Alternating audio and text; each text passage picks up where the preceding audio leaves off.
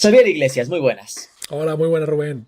Bueno, ya casi te voy a poner nómina del podcast porque últimamente te estoy atracando mucho. Te atraqué para aquella tertulia de punto de partida de cripto para dummies. Te atraqué también para el Nexi Payments, para ese enfoque ya en otra mesa redonda sobre qué estaba pasando con las criptomonedas y el e-commerce. Pero es que claro, de aquello salieron tantos temas complejos y a profundizar que en el día de hoy nuestro reto es los NFTs. Así que ya no te pregunto primero qué es el NFT. Entendiendo que NFT es no fungible token, tokens no fungibles, empecemos por explicar lo de la tokenización. Por favor, ¿de qué va esto? La tokenización. Bueno, vamos a empezar a explicar casi más lo que es un contrato inteligente, ¿vale? Que es el primer paso interesante que tenemos aquí. Ojo, que ahora que ya voy enterándome, contrato inteligente deja fuera Bitcoin. Bueno, porque Bitcoin no hace contrato inteligente. De manera relativa, porque al final deja fuera las primeras versiones, es decir, luego ha habido otra serie de actualizaciones y demás, ¿vale?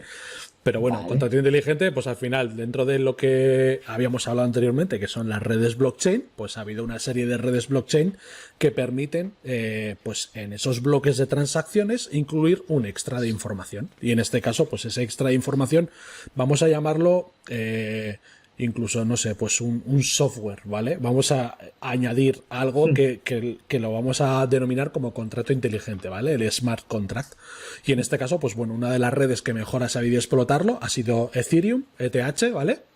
Y el Ethereum normal, que nadie se confunda con el Ethereum Classic, que ya estamos aquí jugando con cosas raras. Eso es, ahí podemos hablar de dónde viene ese hard fork, ¿vale? De dónde se dividieron las dos y por qué se dividieron con el hackeo masivo que hubo y demás. Hubo aquel hackeo y también entiendo que el Ethereum Classic tiene, a pesar de que es Classic, es el nuevo y que es el que tiene también el límite de moneda, ¿no? Es decir, como que copió en ese caso a Bitcoin, tengo un límite de acuñado de Ethereum Classics. Eso es. Pero hablamos del Ethereum normal. Sí, el Ethereum al final, la gran novedad que metió Vitalik, pues que era un poco el concepto de smart contract, ¿vale? Entonces hay un contrato inteligente por detrás, que luego pues veremos que hay diferentes estándares de contrato inteligente y entonces pues bueno, estos estándares al final responden a un número de variables. Y entonces pues ¿esto qué significa básicamente? Pues que sobre estos contratos inteligentes podemos hacer diferentes cosas. Por ejemplo, pues el concepto de tokenización, es decir, y dentro de los tokens... Al final lo que podemos tener es algunos que sean fungibles y otros que sean no fungibles, como es el caso de los non-fungible tokens, que son los NFTs. Vale, déjame, antes de que me dé un mareo. El contrato inteligente sería que en vez de meter en la transacción, en el bloque de la cadena de bloques, solo que, oye, Manolo le ha pagado 40 Ethereums a Pepe, metemos, le ha pagado 40 Ethereums, para comprarle un piso en Marbella, ¿no? Mete más datos. Sería como enriquecer la información.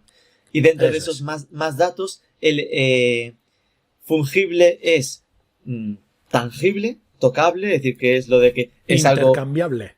Mierda. Es verdad, esto ya me lo explicaste en otro. Fungible es intercambiable. Intercambiable, es decir, al final un Ethereum tiene el mismo valor que otro Ethereum. Por lo tanto, si yo te doy a ti uno y tú me devuelves otro, no tiene por qué ser el mismo, ya que son intercambiables, ¿vale? Incluso podríamos, pongamos el caso de que hemos participado en un proyecto en el cual se ha tokenizado un inmueble, que ya hay directamente proyectos que tokenizan inmuebles. Sí. Entonces, pues hemos comprado un apartamento tokenizado y yo tengo 3 tokens de este apartamento y tú tienes otros 3, ¿vale? Entonces, pongamos que de repente, pues yo qué sé, tú quieres capitalizar parte y me vendes a mí uno de tus tokens. Entonces, uno pasa a ser, ya tengo 4, pero todos son iguales. Yo esos 4 podría luego intercambiar o devolvértelo a ti, o sea, y no te tendría que devolver exactamente el mismo token. Te daría otro porque tiene el mismo valor y es intercambiable, ¿vale?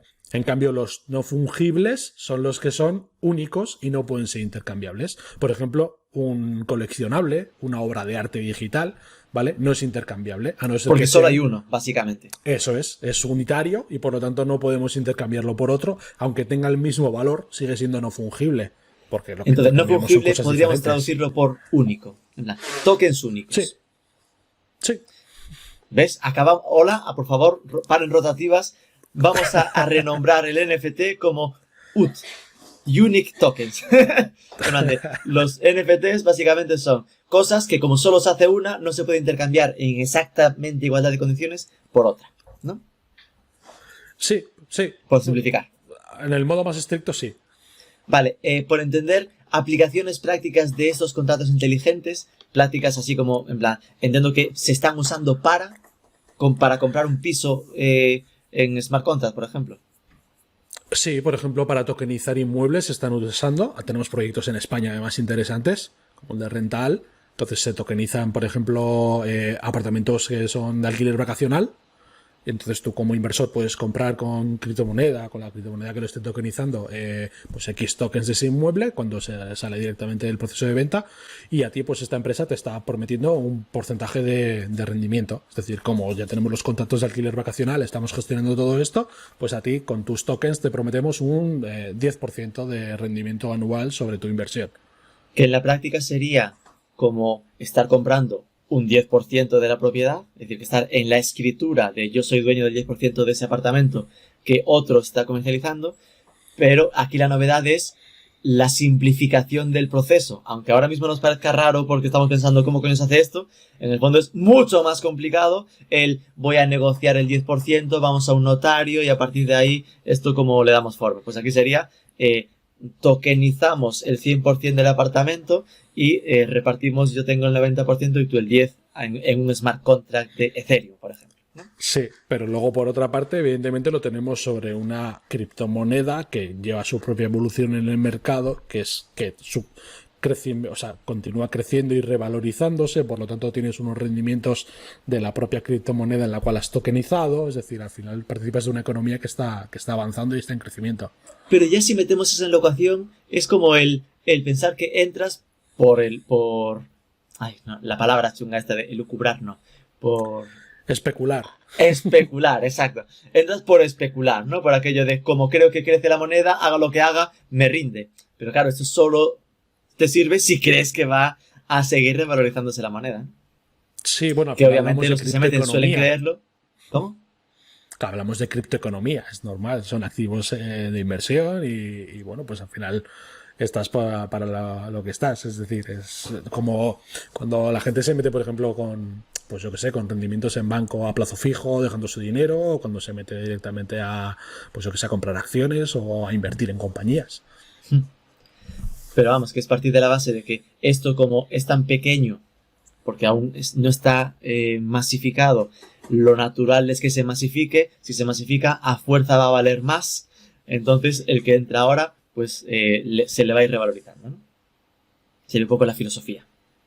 Sí, bueno, al final sí, más usuarios en el sistema se supone que tiene que luego mayor. Al final es un equilibrio entre oferta y demanda. O sea, es economía, pero aplicada directamente en otro escenario diferente. Que esto, que en el Bitcoin se puede llegar a entender con más facilidad porque tiene ese límite de Ethereum, de Bitcoins acuñados, ¿por qué se presupone que pasa lo mismo con Ethereum si no existe ese límite? Porque ahí podría haber el riesgo de acuño más, ¿no? Voy sacando más Ethereum.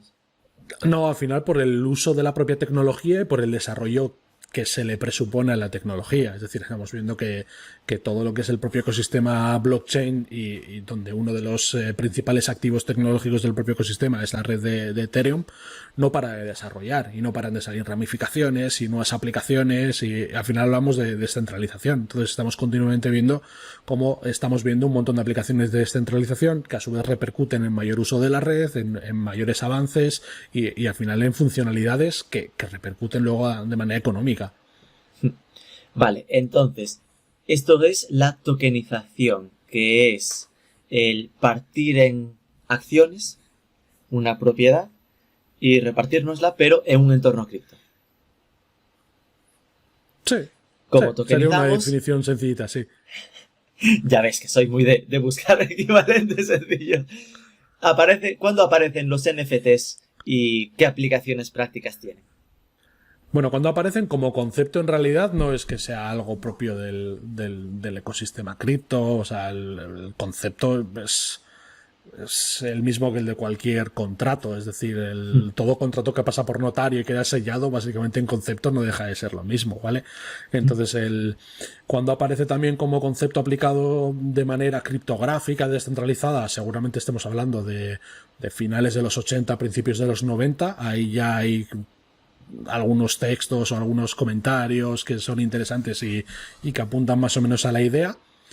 Y luego el gran estallido ha sido, desde luego, el primero grande aplicado sobre el ecosistema cripto. Yo creo que es el tema de los CryptoKitties, que fue una colección de cartas coleccionables que era sobre la red de Ethereum y que eran unos gatitos y luego, pues bueno, esos gatitos tenían un montón de variables y entonces, dependiendo de las variables, pues iba pivotando el color de fondo o el propio color del gato, o si el gato tenía, yo que sé, una cola de dragón o lo que fuera.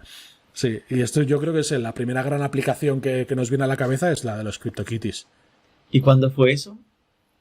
Pues los CryptoKitties que yo recuerdo en 2017, que es cuando yo llegué a todo este mundo cripto y tal, 2017 finales, 2018 ya estábamos, igual enero 2018, por ahí. Sí, yo nada más entrar ya sonaban por ahí los CryptoKitties, así que ya ¿Tú estaba. tienes algún CryptoKitty?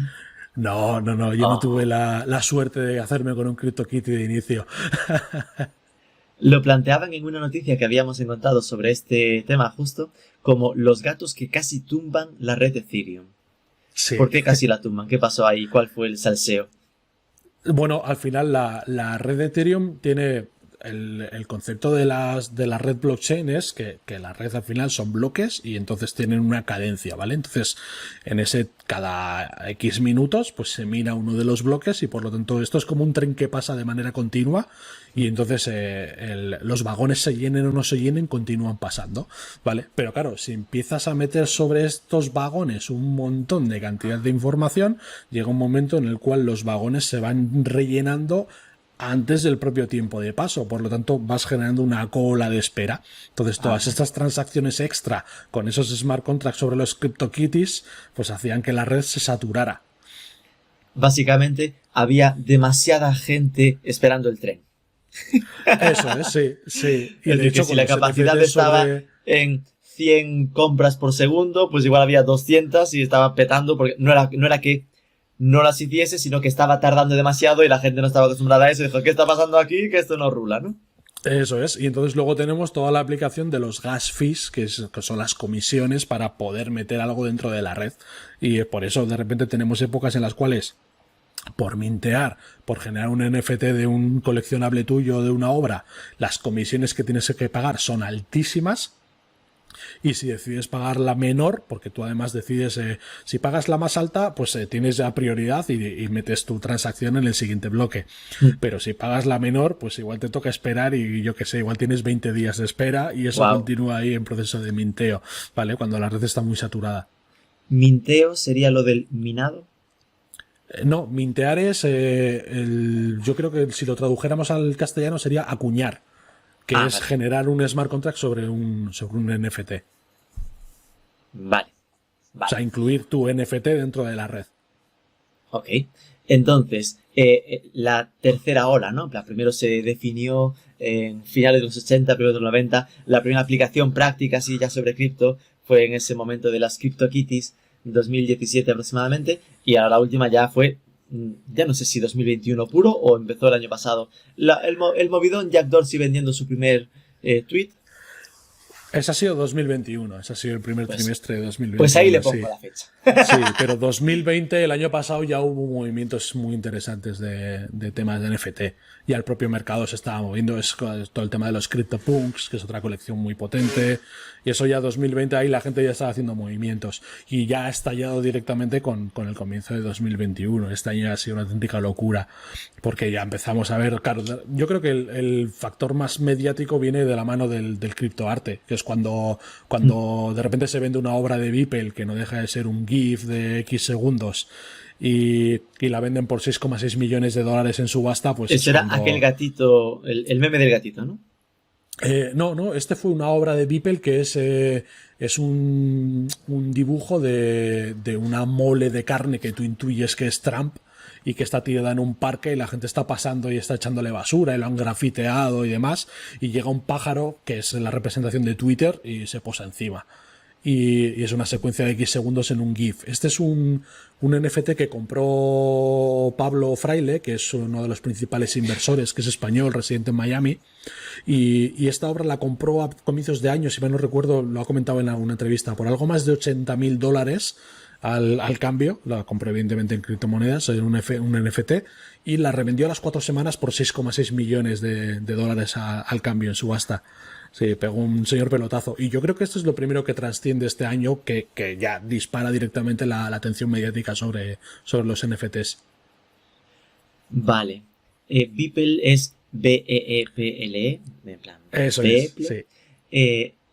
Y por ver si lo he entendido bien, Beeple es Alberto Mielgo. No. Beeple es... no, es extranjero y no me va a salir ahora el nombre. Alberto es el que se lo compró por 80.000 y después lo vendió por 6 millones, ¿no? Pablo, Mike Winkelmann es Beeple, que no me acordaba. Sí. Madre mía.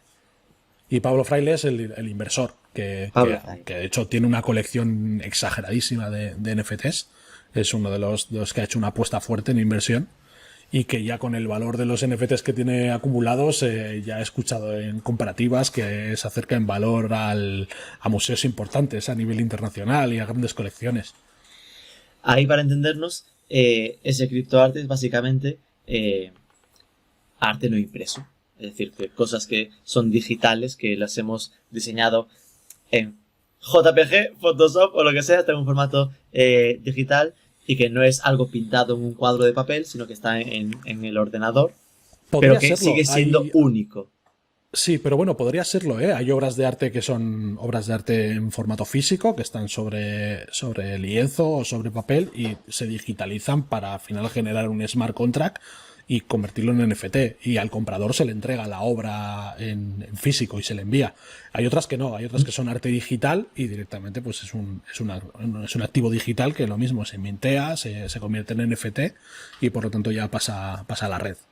Vale, lo entiendo. Es decir, que aunque se popularizó más el estar convirtiendo en NFT cosas digitales, ¿no? Porque era como más sonado, yo podría, o decir, un pintor pues pinta un cuadro y igualmente lo convierten lo tokeniza, lo convierten en NFT para venderlo. Vale. ¿Y esto cómo se hace? No quiero algo tan genérico.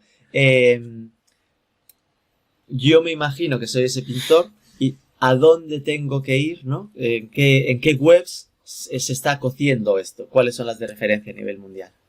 Sí, a ver, las webs de las plataformas de venta referencia, ahora las citaremos, pero yo creo que la primera decisión que hay que tomar es en qué red blockchain voy a mintear. Es decir, si voy a generar un NFT, ¿a qué red me voy? Porque no solamente Ethereum... Red llamada como ¿en qué moneda, básicamente? Bueno, las monedas al final son una expresión de la propia red. Es una ramificación, una aplicación, una funcionalidad específica sobre la red.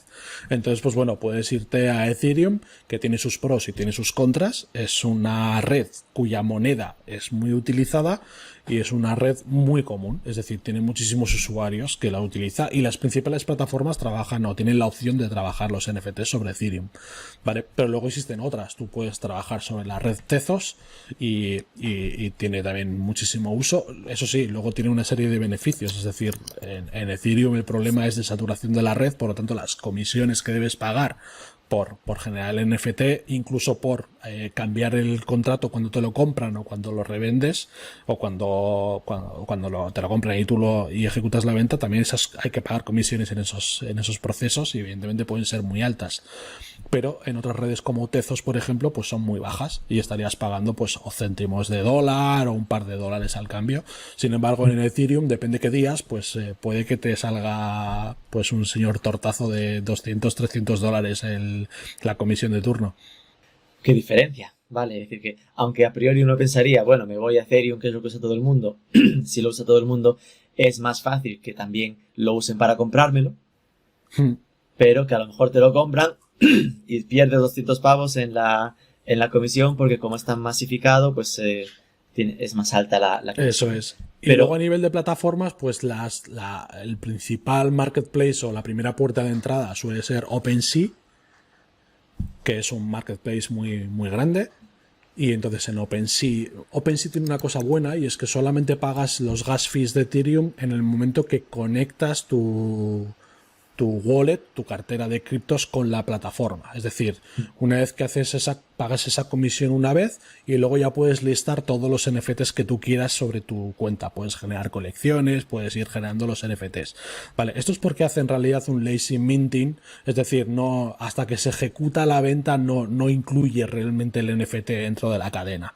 Entonces así se permite el tener un montón, tú ya tienes eso conectado, cuando se ejecuta la venta te cobro la comisión de venta, y entonces ya directamente lo metemos ahí en la cadena y ya hacemos la transferencia del smart contract.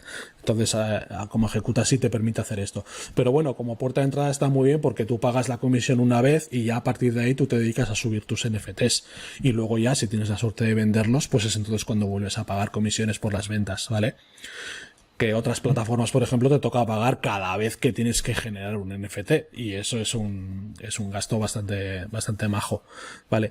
Además de OpenSea OpenSea es mar abierto, en plan Eso es, OpenSea.io, OpenSea, estamos aquí sí. creando. Luego está Rarible, que es una plataforma también muy, muy conocida, que ha ido creciendo Ya busco muchísimo. Rarible y lo que me recomienda Google es Rarible versus OpenSea. Se nota que son las dos referencias. Eso es. Sí, y luego ya tendrías, por ejemplo, ya plataformas que son más pequeñitas, están gestionadas ya por equipos de manera directa, y en las cuales es un poco complicado entrar. Pues por ejemplo, hablamos ya de plataformas como Maker's Place, como Known Origin, como Foundation, Nifty Getaway, ¿vale? Ya son como si fueran galerías más que marketplaces, en las cuales o ellos te invitan directamente como artista a que tú subas tus obras a esa plataforma, o tienen un sistema en el cual, por ejemplo, te tiene que invitar a alguien, algún criptoartista que ya ha vendido algo dentro de la plataforma. Ya tiene perfil, ha vendido algo, y entonces tiene la posibilidad de invitar a X artistas.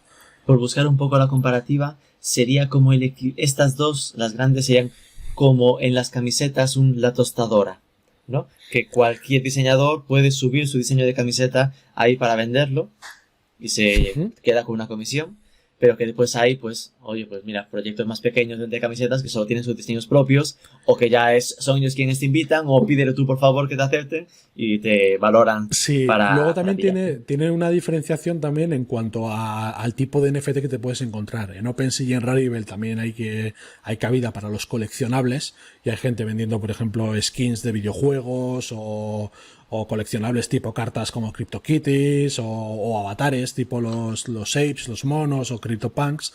Y sin embargo en las otras, que son más un concepto de galería, solamente te encuentras obras de arte digital, ¿vale? Entonces esa es un poco la diferencia.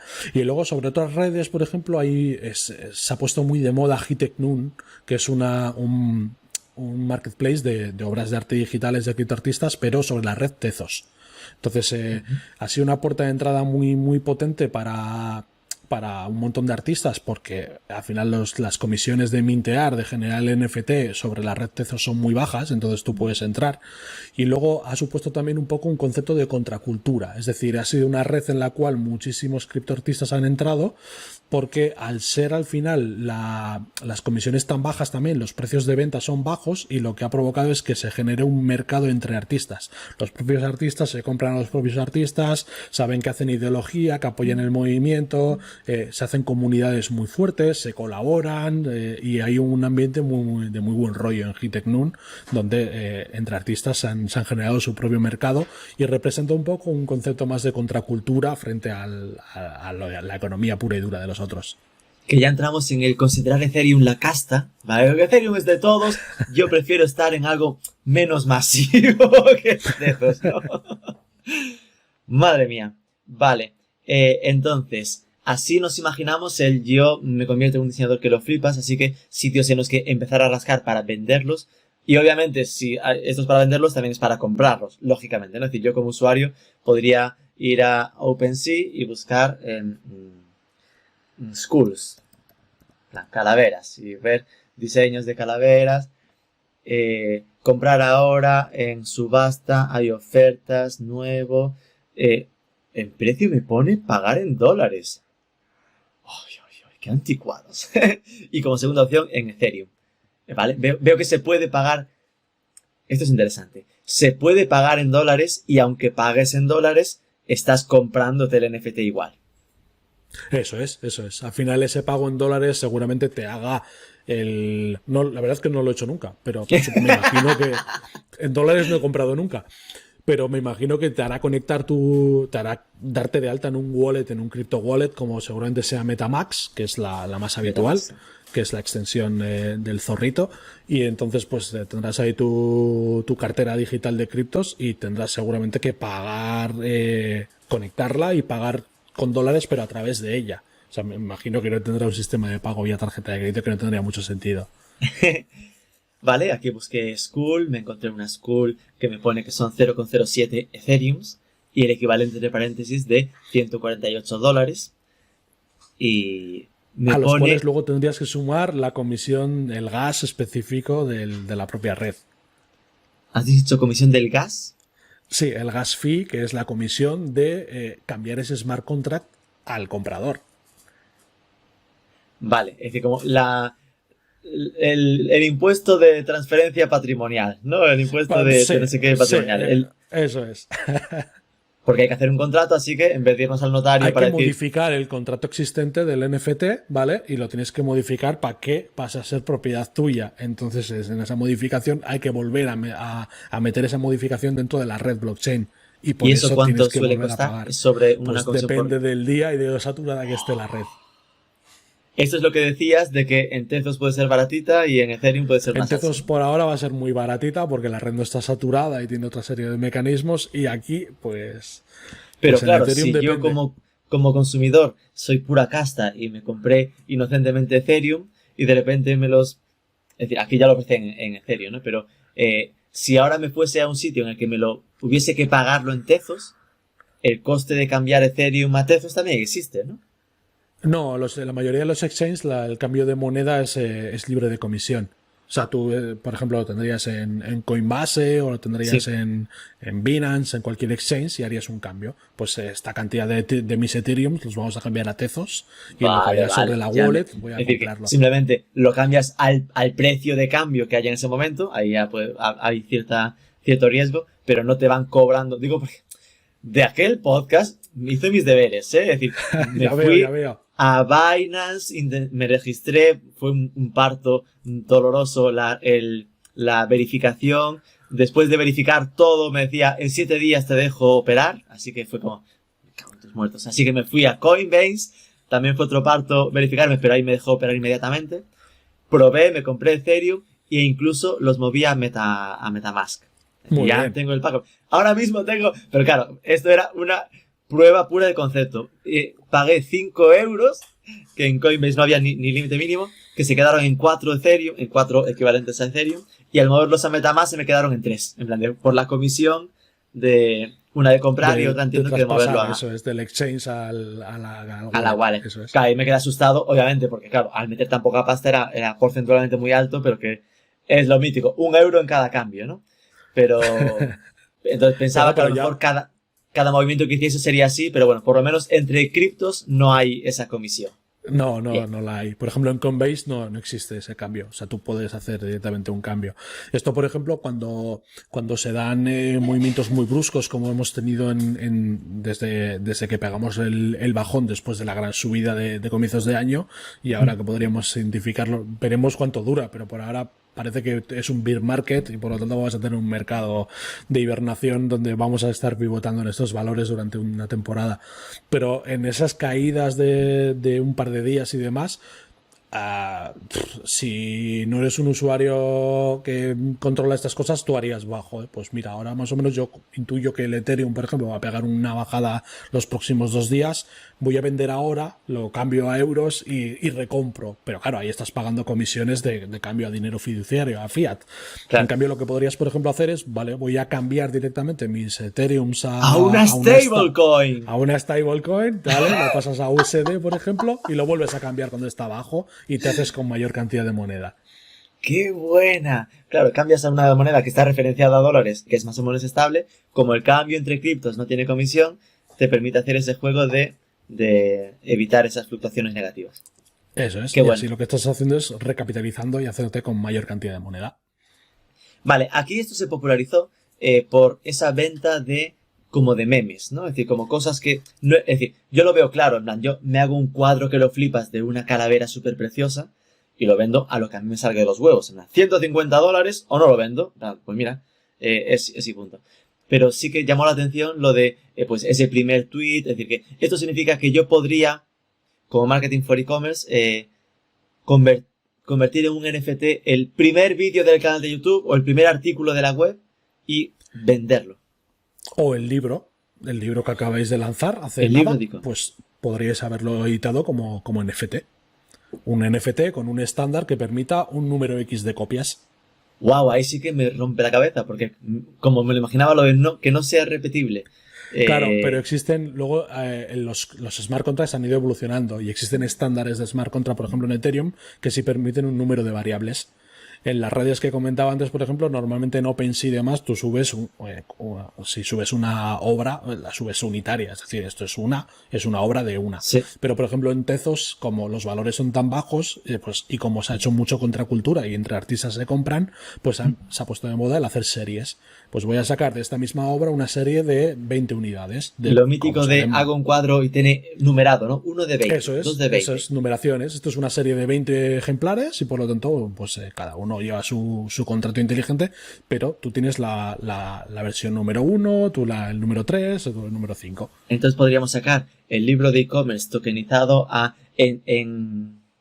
Claro, ahí el rollo sería que tienes que poner de primeras cuál es el número máximo, ¿no? Es decir, que esto tiene... Eso es, tú dirías del libro se van a sacar 100 copias.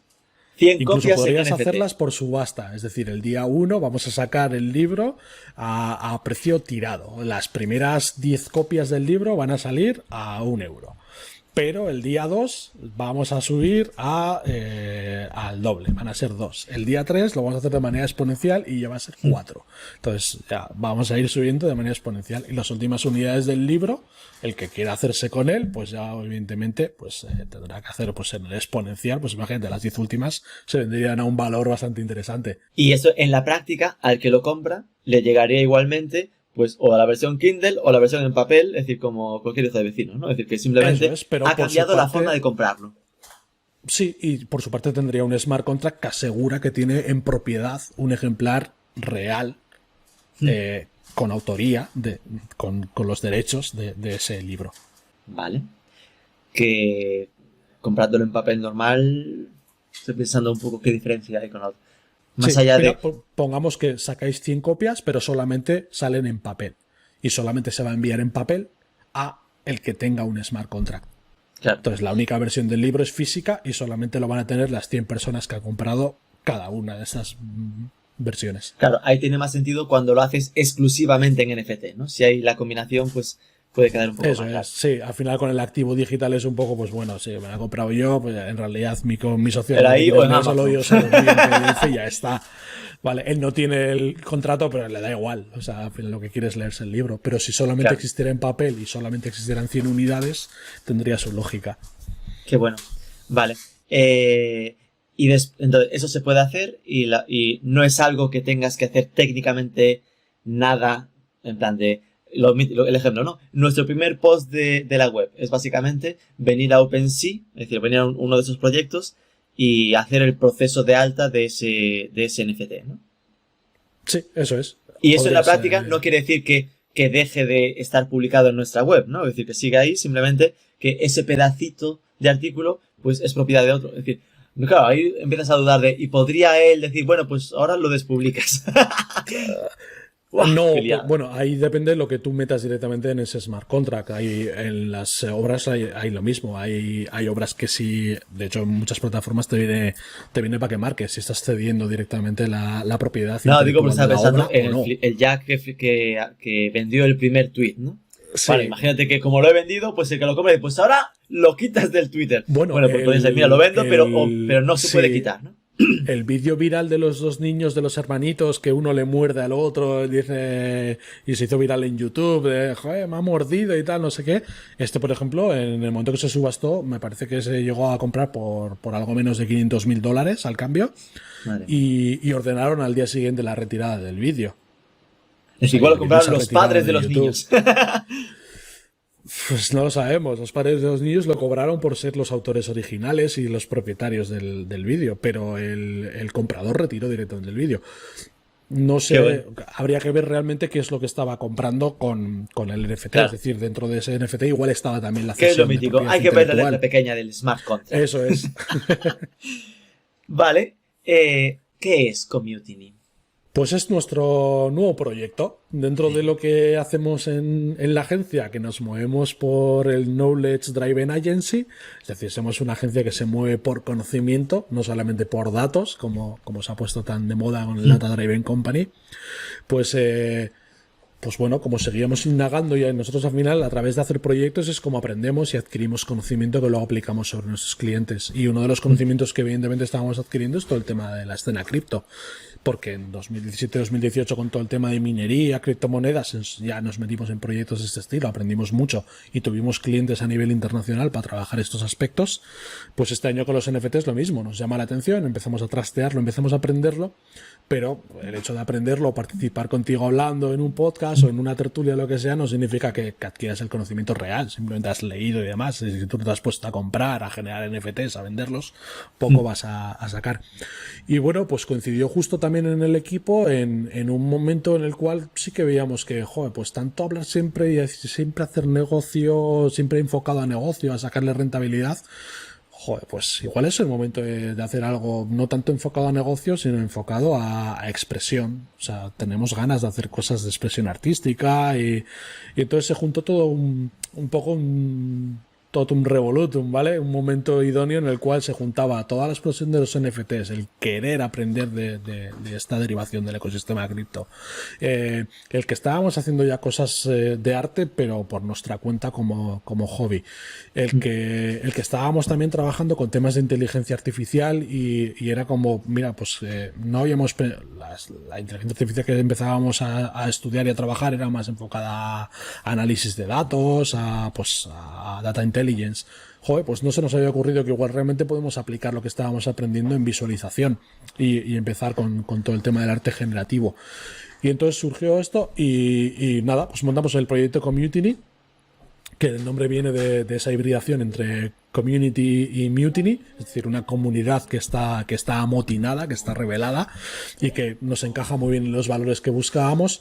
Y bueno, pues el principal leitmotiv del proyecto, aparte de ser un colectivo que está abierto, es decir, en cuanto lo publiquemos ya por todo lo grande en la página web, que todavía no está activa, haremos un llamamiento a más criptoartistas y a más artistas que se quieran meter.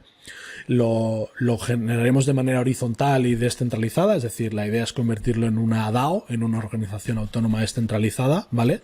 Que evidentemente todo lo que se vaya a hacer se vota de manera horizontal, existen los tokens de participación donde directamente tienes que votar y bueno, la idea es trabajar un poco nos gusta decir que es el límite de convergencia entre la tecnología y el arte, es decir, queremos experimentar, queremos ser disruptivos, entendemos al menos, hemos escogido que el camino de arte que queremos seguir es ese que marca una pauta imaginativa mucho más allá de hasta dónde podemos llegar.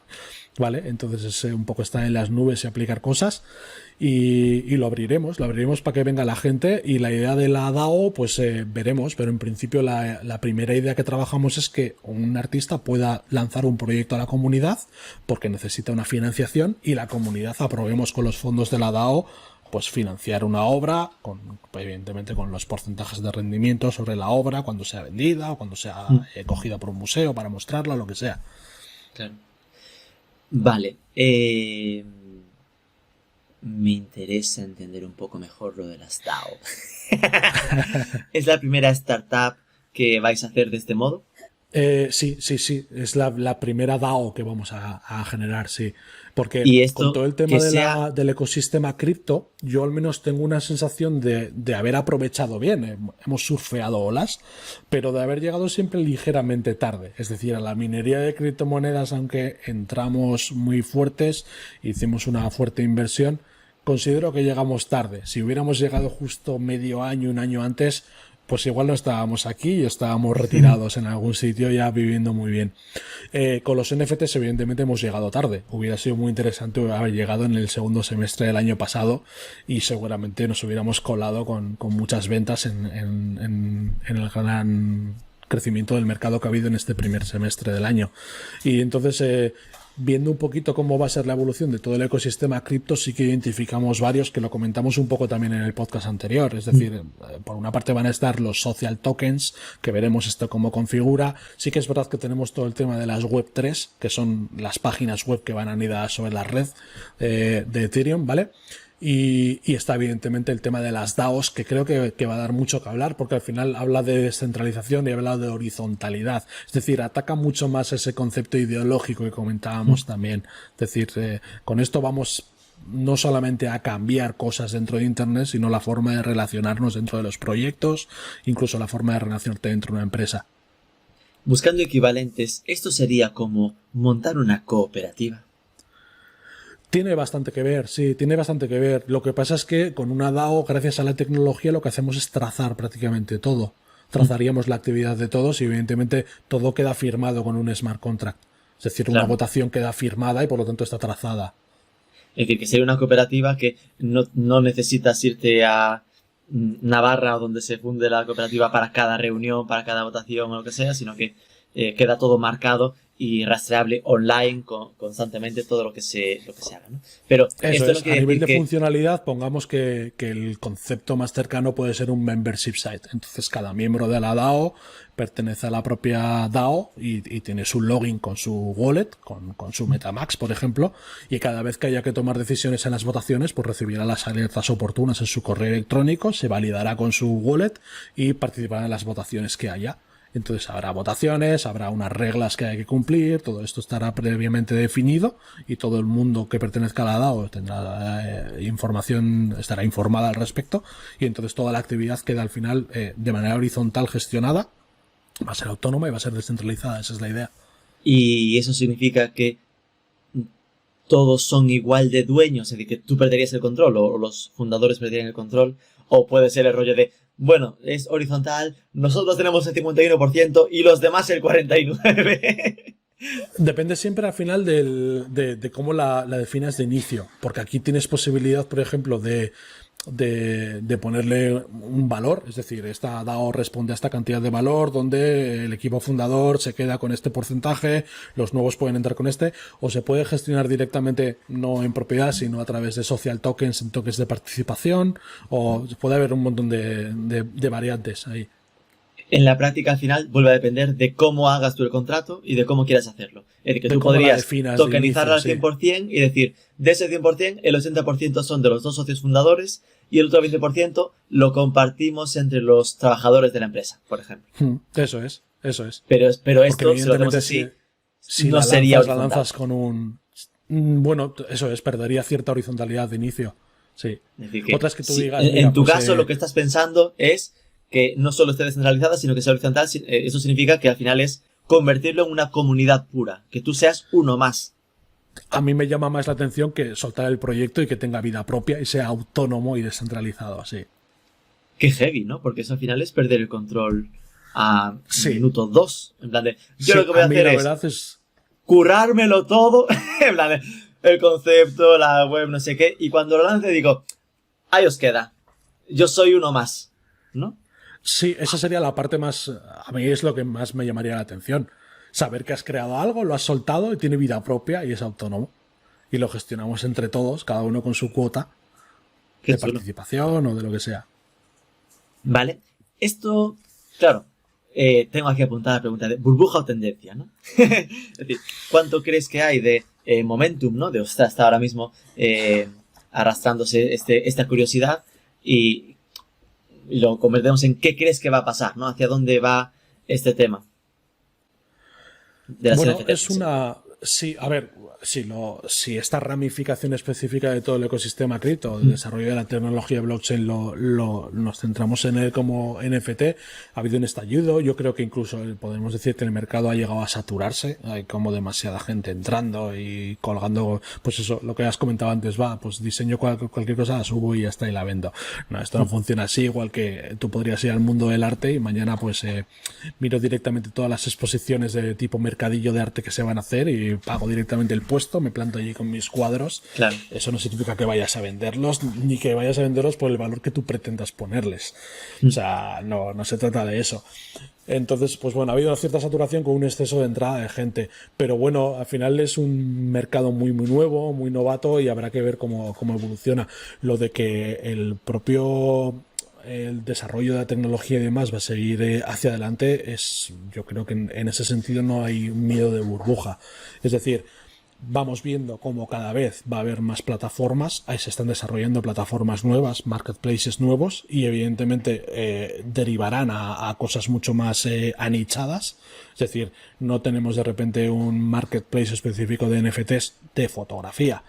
Sería interesante que surgiera uno de foto específico. Sí que existen, por ejemplo, eróticos o pornográficos. De hecho, esta semana un par de chicos franceses han recibido una ronda de inversión muy fuerte. Les han metido $2 millones para desarrollar el marketplace erótico pornográfico basado en NFTs que quieren hacer.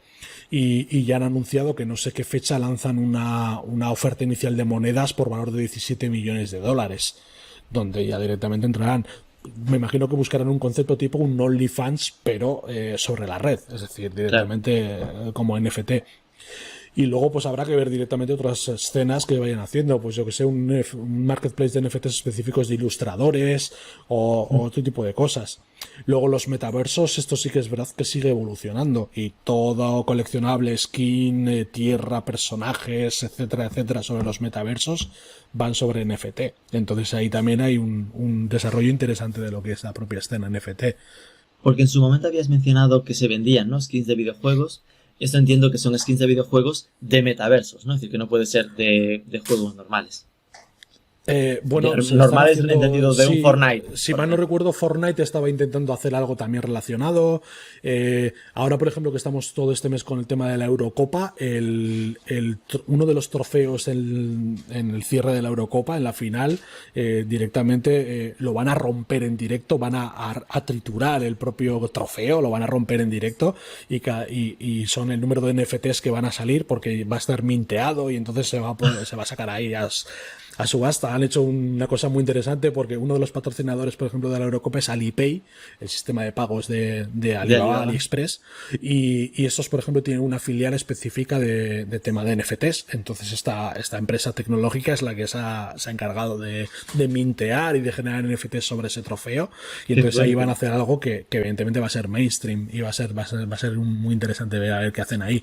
Y ayer también se filtraba que Instagram estaba sopesando dar entrada al arte a través de los NFTs dentro de la plataforma, pero bueno, son como globos sondas que sueltan un poquito a prensa, porque también en su día Facebook pretendía sacar para Facebook Enterprises todo el tema de la criptomoneda Libra, que era la que iban a tener ellos propia, y luego se echaron para atrás, pero bueno, que al final es un poco la idea de a ver cómo se van a mover con todo esto y si las grandes corporaciones van a entrar un poco al mundillo, a toda la escena cripto, que habría que ver porque teóricamente, ideológicamente va un poco en contra de este internet que muchos pensadores han etiquetado ya como feudalismo digital, donde tenemos al final unas grandes corporaciones controlando este internet que no es el que queríamos los usuarios, ni es el que se definió como concepto de servicio.